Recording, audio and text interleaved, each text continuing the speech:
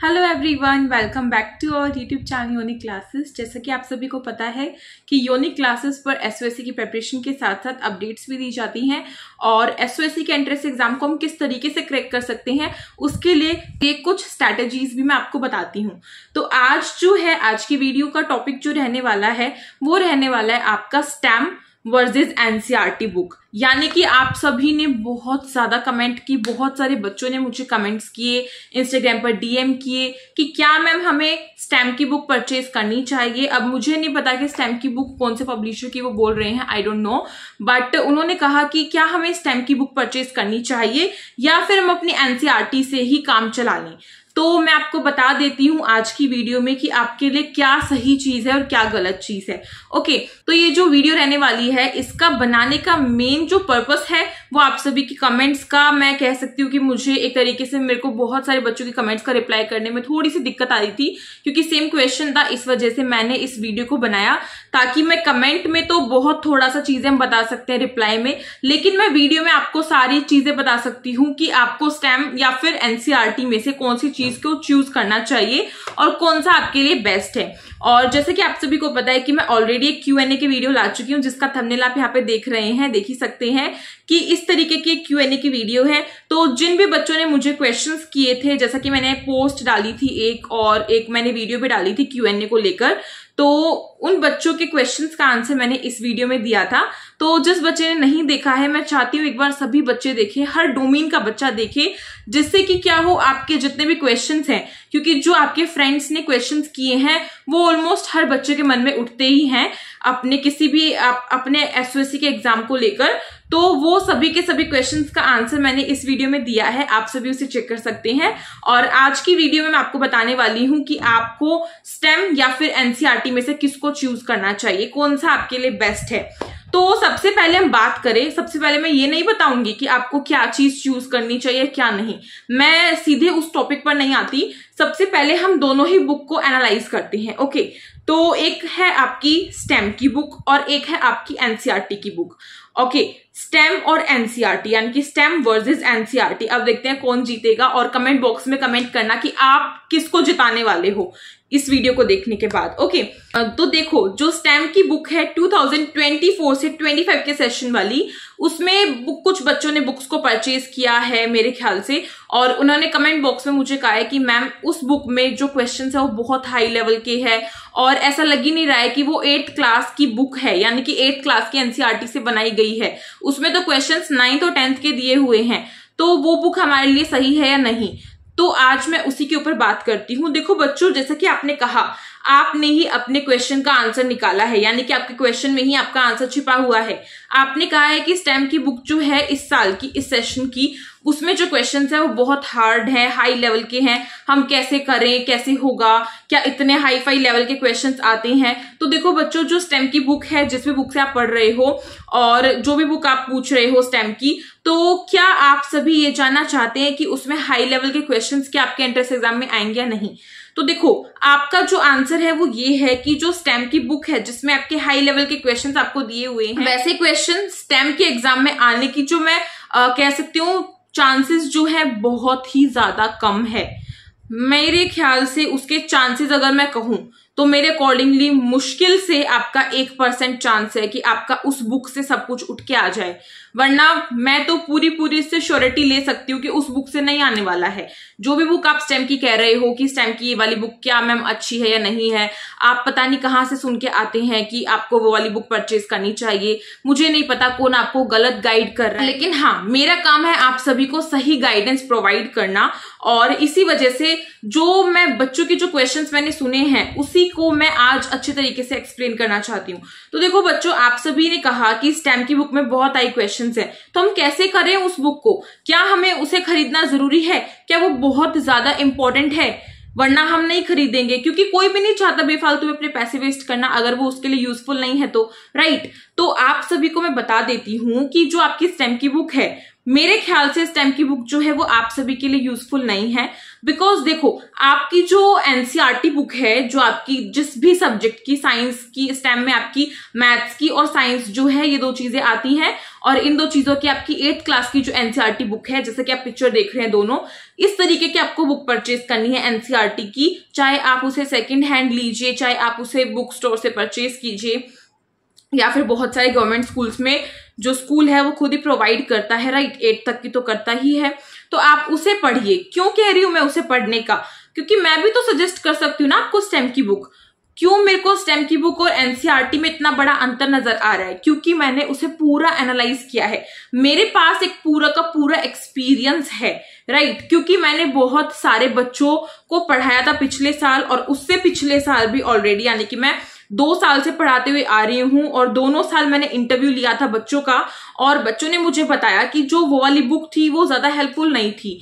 और इस साल के बच्चों ने तो स्पेशली मुझे ये कहा है, जिनका सिलेक्शन हुआ है, उन्होंने स्पेशली कहा है कि मैम, हमारे जो जूनियर हैं, यानी कि जो हमारे इस सेशन वाले बच्चे हैं, उनको प्लीज आप एनसीईआरटी रेकमेंड कीजिएगा। मैं खुद से रेकमेंड नहीं कर रही हूं, मैं उन बच्चों के जो व्यूज है उनको देखकर रिकमेंड कर रही हूं। क्यों?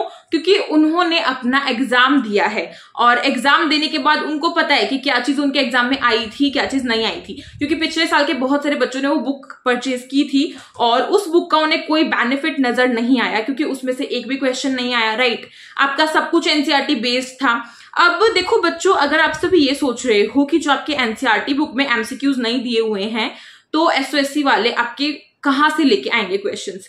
तो आपको हमेशा एक बात ध्यान रखनी चाहिए कि अगर कोई भी आपका जो एग्जाम है उसको कंडक्ट करा रहा है, एसओएससी जो है आपके एसओएससी के एग्जाम को कंडक्ट करा रहा है, तो वो आपका जो एग्जाम बनाएगा वो किसी बुक के सहारे नहीं बनाने वाला है। वो किसी रेफरेंस बुक या फिर किसी स्टैम्प की बुक के सहारे अपने एग्जाम को नहीं बनाएगा। उसको ऑल ओवर बच्चा देखना होता है कि कौन बच्चा उसको परचेज कर सकता है, कौन नहीं कर सकता। और अगर वो उस बुक के सहारे सब कुछ बनाने लग गया तो सभी बच्चे उस एग्जाम को क्लियर कर लेंगे, राइट। ऐसा ही तो होता है कि आप सभी बुक को परचेज करेंगे और क्लियर कर लेंगे।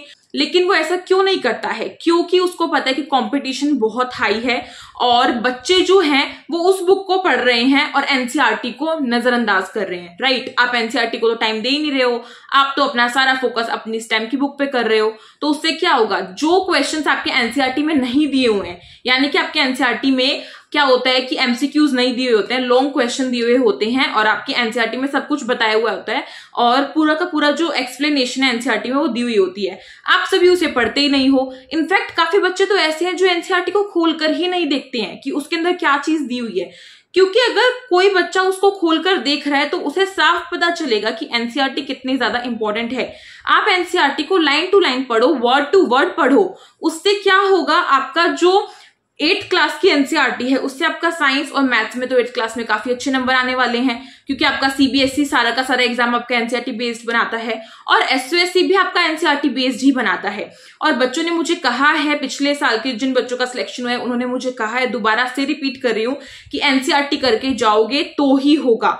एनसीईआरटी ही सब कुछ है। अपने एनसीईआरटी को सब कुछ मानो, उसको ही केवल एकमात्र सोर्स मानो, और उससे अपना पढ़ाई करो। किसी दूसरी बुक को परचेज करने की कोई भी जरूरत नहीं है।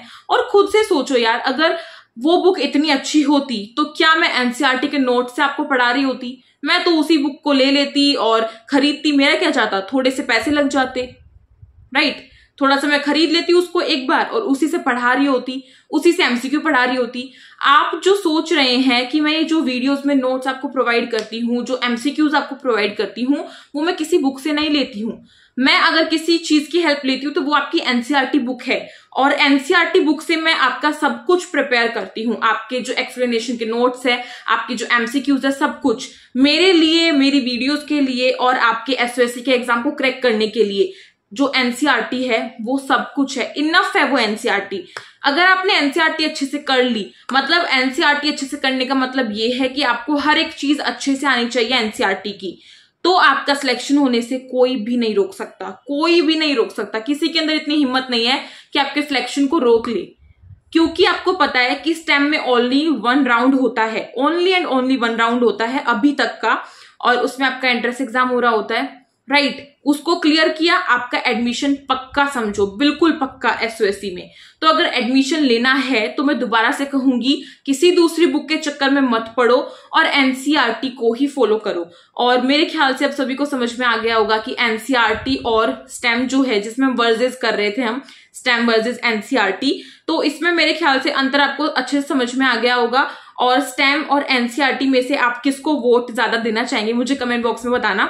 मेरी वोट जाती है एनसीईआरटी को, मैं एनसीईआरटी को ही फॉलो करती हूँ और एनसीईआरटी को ही रिकमेंड करती हूँ हर बच्चे को पढ़ने के लिए।